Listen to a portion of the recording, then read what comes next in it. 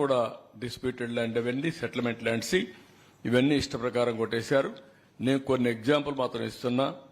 4.5 ఎకరాలు కాలువ పరంబోక్ తిరుతానూరులో తిరుపతి రూరల్ మండలం.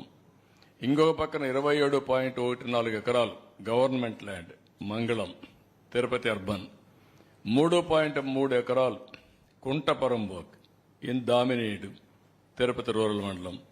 1.33 acres of కాలువ పరంబోక్ ఇన్ చిగురువాడ నార్త్ కంట్రీగా ఆఫ్ తిరుపతి రూరల్.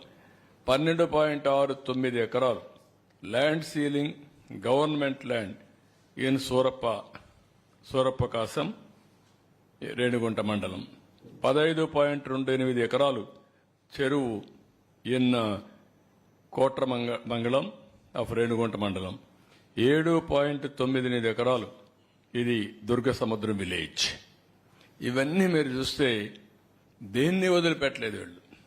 కాలువ పరంబోకు వదిలిపెట్టలేదు, ప్రభుత్వం వదిలిపెట్టలేదు, కుంట పరంబోకు వదిలిపెట్టలేదు, కడాన ల్యాండ్ సీలింగ్ భూమిని కూడా కొట్టేసే పరిస్థితికి వచ్చారు. అన్నిటికీ ఏంటి 22A. ఎవరి భూమి అయినా 22A పెట్టేస్తారు. వీళ్ళు రిజిస్ట్రేషన్ చేసుకున్నాక మార్చేస్తారు. ఇలాంటివి ఇష్టానుసారంగా చేసే పరిస్థితికి వచ్చారు. నెక్స్ట్, ఇది చిత్తూరులో 782 ఎకరాల భూమి. Violation of estate abolition act 1948. Combined ఆంధ్రప్రదేశ్లో నేను రెవెన్యూ మినిస్టర్గా ఉన్నప్పుడు నేను ఆలోచించేవాడిని. అప్పుడు అక్కడ ఒక ఏడీబీ రెడ్డి అని ఒక అతను ఉండేవాడు. సెటిల్మెంట్ ఆఫీస్ నెల్లూరులో ఒక ఆఫీస్ ఉండేది. ఆయన పని ఎవడికి భూమి కావాలో రాయిచ్చేవాడు. ఇదే పని అన్నమాట. చాలా ఫేమస్ కూడా అది.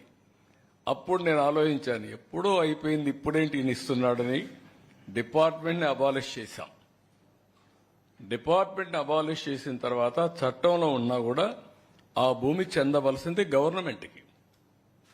మీకు హైదరాబాద్లో ఒకటి ఉంది, ఎవాక్యుయేషన్ ప్రాపర్టీ. ఎప్పుడో కొంతమంది కంట్రీ డివైడ్ అయినప్పుడు పాకిస్తాన్కి వెళ్ళిపోయారు.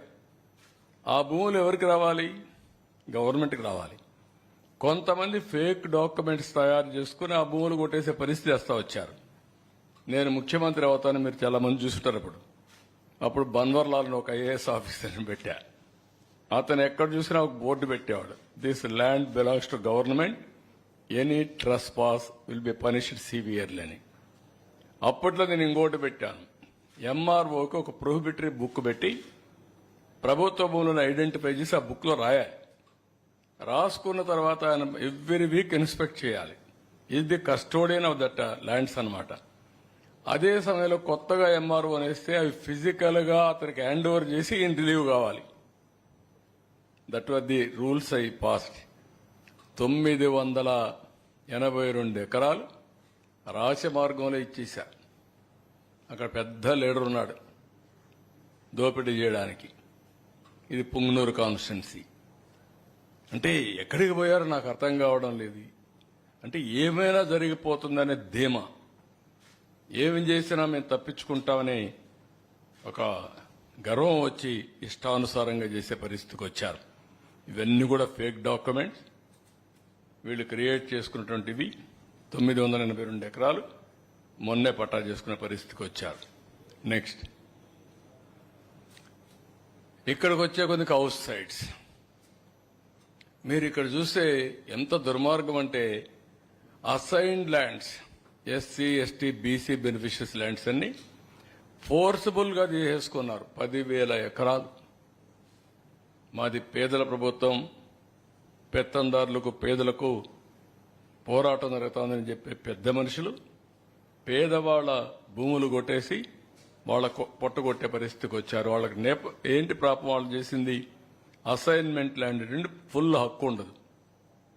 అలాంటిది చాలా జడ్జిమెంట్స్ కోర్టులో ఇచ్చారు. ఒకసారి అసైన్మెంట్ ల్యాండ్ ఇచ్చిన తర్వాత గవర్నమెంట్ తీసుకోవాలన్నా కాంపన్సేషన్ ఇవ్వాలి, లీగల్ గా ప్రొసీడ్ కావాలి తప్ప హై హ్యాండ్ గా బిహేవ్ చేయకూడదని చాలా స్పష్టంగా చెప్పిన 10,000 ఎకరాలు లాక్కునే పరిస్థితికి వచ్చారు. ఇంకొక పక్కన నేను ముందే చెప్పాను, వైసీపీ లీడర్స్ హౌసింగ్ కాలనీ ఎక్కడ రావాలో వాళ్ళే డిసైడ్ చేస్తారు. ముందుగా ఒక భూమి కొంటారు. ఆ భూమికి ప్రైస్ డిసైడ్ చేస్తారు. దానికంటే 2.5 టైమ్స్ రేట్ ఎక్కువ వస్తుంది. ఈ విధంగా పెద్ద ఎత్తున చేశారు. ఇంకో పక్కన ప్రొబేటెడ్ ల్యాండ్స్, ఆవా భూములు, క్యాటిల్ పొరంబోకులు ఎప్పటి నుంచో చిన్నప్పటి నుంచి మేము చూసేవాళ్ళం. ఊర్లలో పశువుల్ని తీసుకుపోవాలంటే ఎక్కడా జాగలేకపోతే అక్కడ గవర్నమెంట్ ల్యాండ్ క్యాటిల్ పొరంబోకు ఉంటుంది. అక్కడ పెట్టుకునేవాళ్ళంతా ఊరంతా అన్నమాట.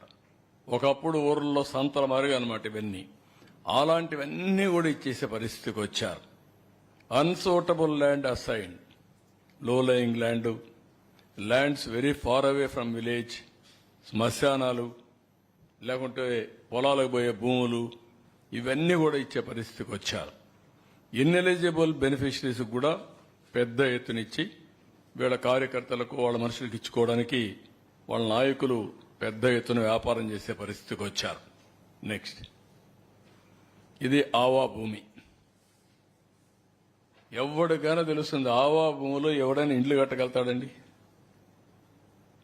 చెరువుల్లో ఇళ్లు కట్టినట్టు, లేదంటే కుంటల్లో ఇళ్లు కట్టినట్టు. ఆ భూమి కూడా బాగా దిగిపోతా ఉంటారు. 6 నెలలు నీళ్లు ఉంటాయి. అలాంటి భూమి ఇంటికి ఇస్తారు. 361 ఎకరాలు, 160 కోట్ల రూపాయలు దాన్ని ఇచ్చేసే పరిస్థితి వచ్చారు. మళ్ళా లెవెలింగ్ డబ్బులు ఇచ్చారు. పెద్ద ఎత్తున ఇవన్నీ కూడా నివాసయోగ్యంగానే భూములు ఇచ్చే పరిస్థితికి వచ్చారు. ఇంకొక పక్కన మీరు చూస్తే ఇక్కడ lands acquired at high rates, 256 ఎకరాలు 185 క్రోర్స్కి గుడివాడలో పెద్ద ఎత్తున ల్యాండ్ అక్వైర్ చేశారు. 73 ఎకరాలు 51 కోట్లకి కేసరపల్లిలో ఇక్కడ చేశారు. దీనికైతే మీరు చూస్తే 5 టైమ్స్ ఎక్కువ ఇచ్చారు.